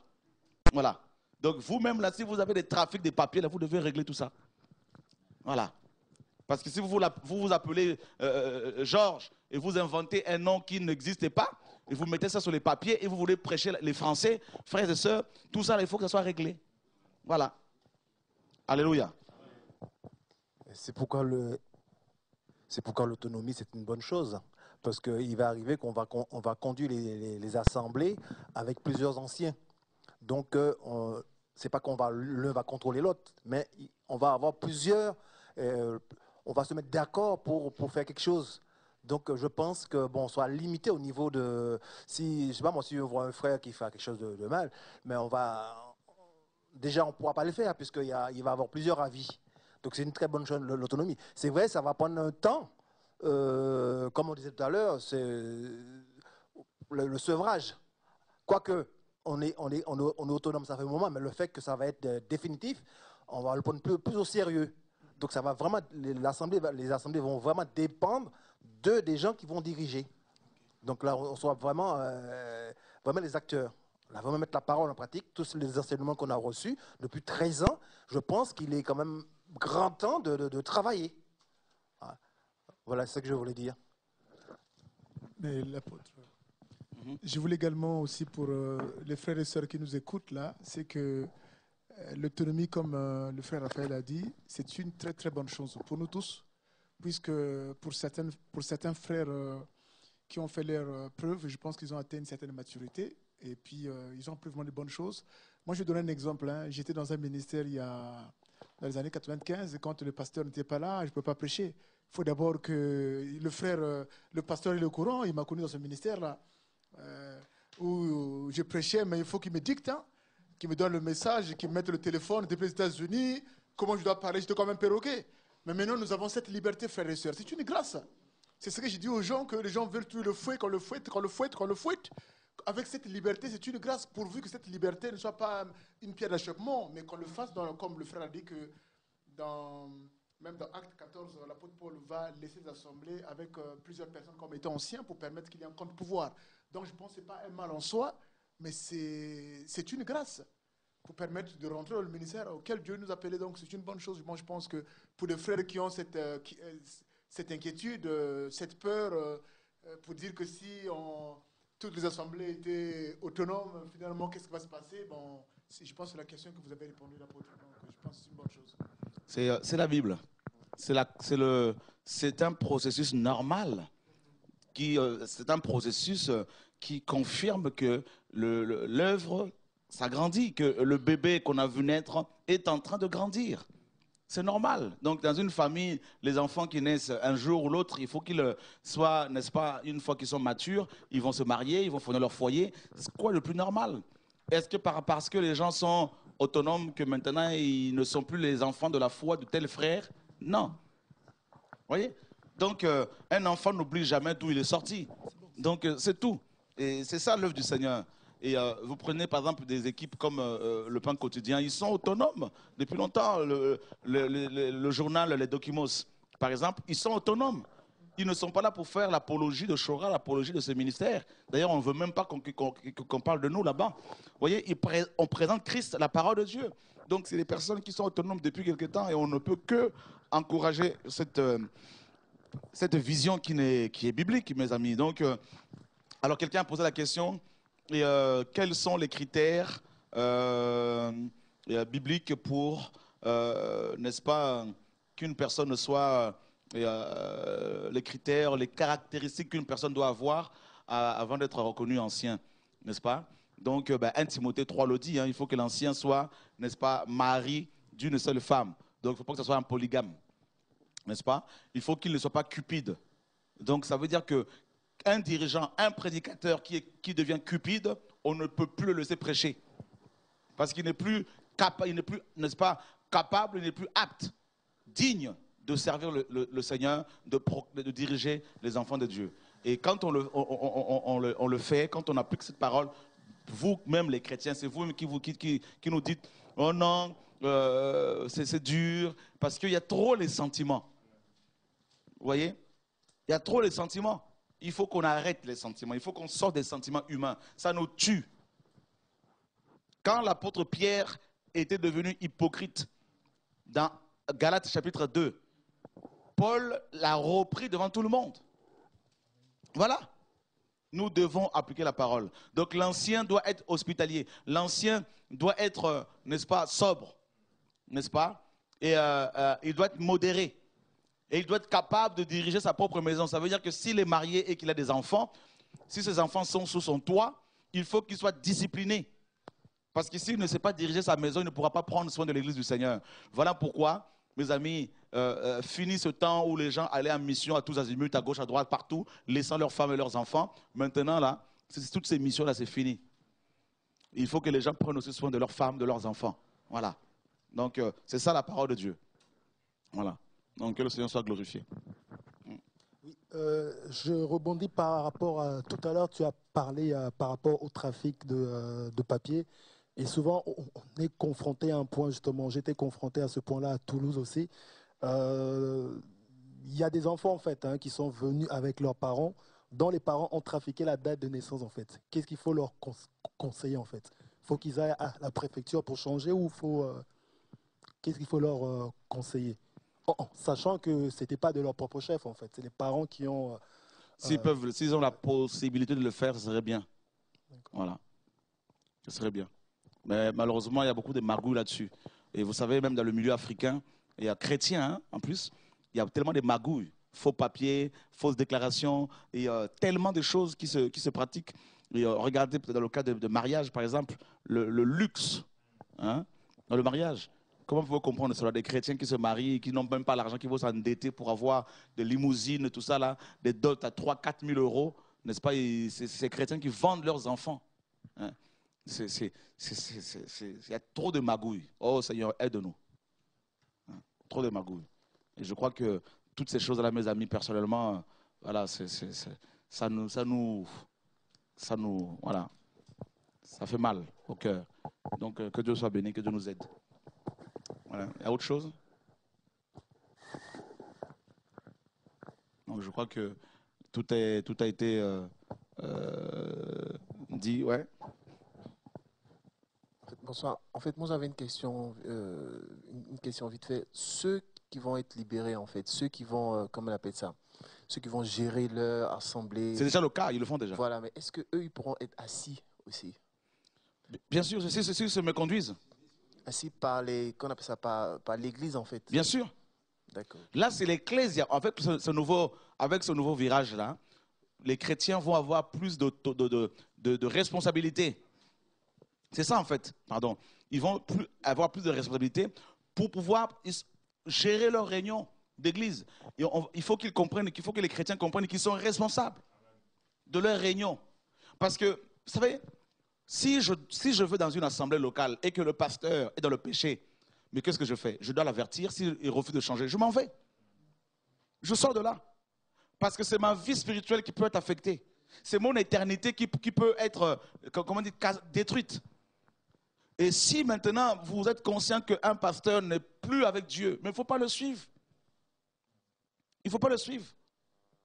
Qu'il soit ailleurs ou ici. Les choses doivent être claires.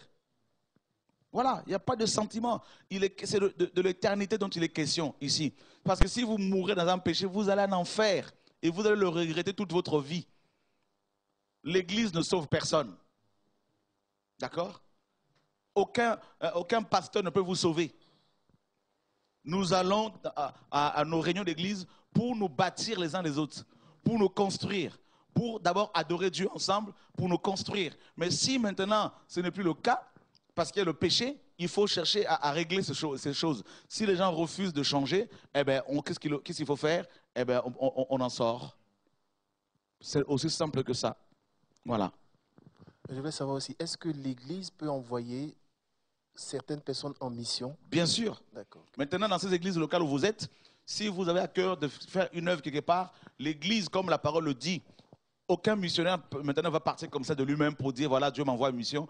C'est l'Église qui doit, comme la parole le dit, prier pour, comme l'acte 13, l'Église va prier pour le missionnaire et l'envoyer en mission. Et quand il va revenir, il va rendre des comptes à l'Assemblée. Voilà. En fait, j'ai une question. Est-ce que tu peux un peu nous parler par rapport aux associations? Parce que des fois, on nous dit que c'est bien, des fois, non, c'est mauvais. Donc, est-ce que tu peux un peu parler par rapport à ça? L'Église n'est pas une association. Donc, il y a l'association 1901-1905 en France, c'est vrai. Bon, si par exemple vous voulez faire des œuvres telles que des œuvres culturelles, par exemple, enfin des œuvres telles que le pain quotidien, telles que télé, radio de vie, bon, vous pouvez créer une association culturelle, n'est-ce pas? Mais parce qu'avec les dons que vous allez recevoir, bon, il faut les déclarer. Hein, donc voilà, avec un compte, bien sûr, pour que les choses soient faites proprement. Ensuite, l'Église, en tant qu'ecclésia et entité spirituelle, ne peut pas être déclarée comme étant une association. C'est pour cela qu'il faut sortir de la vision des églises, des grandes assemblées numériquement parlant, n'est-ce pas, pour ne pas attirer le regard des autorités, et être dans la simplicité tout simplement. D'où justement la vision des églises dans les maisons. Voilà. Mais par rapport en fait aux dons que les églises en fait locaux reçoivent, par exemple si c'est une petite église de 10 personnes par exemple, est-ce qu'elle doit forcément ouvrir une association pour mettre l'argent dedans ou pour un compte Bon, voilà. Maintenant, si c'est par rapport aux églises locales, s'il y a des dons, même si, admettons que ce soit une église de maison, s'il y a des dons, ça dépend du montant, pardon. Ça dépend du montant. Si vous recevez un don de 50 000 €, vous n'allez pas le... voilà, il faut qu'il y ait une traçabilité, il faut qu'il y ait quand même... donc, vous pouvez avoir un compte, ce n'est pas un problème. Déjà, nous, en tant qu'individus seuls, nous avons des comptes. Alors, quand on est 2 ou 3, 4, pourquoi ne pas avoir un compte? Donc, dans ce cas-là, vous pouvez créer une association culturelle pour ouvrir un compte. D'accord, merci. Voilà. Donc, que Dieu soit béni. Je ne sais pas s'il y a d'autres questions encore. Et, voilà, j'ose croire que les choses sont... Tout a été dit et vous avez compris. Et que les frères et sœurs qui sont avec nous également nous suivent. Mes amis, tout ce que nous faisons, nous le faisons parce que le Seigneur nous le demande, parce que la parole le demande. Et nous voulons surtout vous qui êtes touchés par ce message, qui...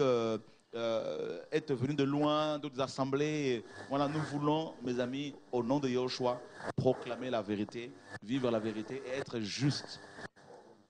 Nous avons connu des frères et sœurs qui sont avec nous, qui sont tombés dans le péché et qui ont confessé cela. On les a aidés. Et on va continuer à aider les frères et sœurs qui tombent et qui veulent vraiment changer. Mais ceux et celles qui ne veulent pas changer, c'est leur problème avec le Seigneur. Mais nous ne pouvons qu'appliquer la parole de Dieu. Voilà.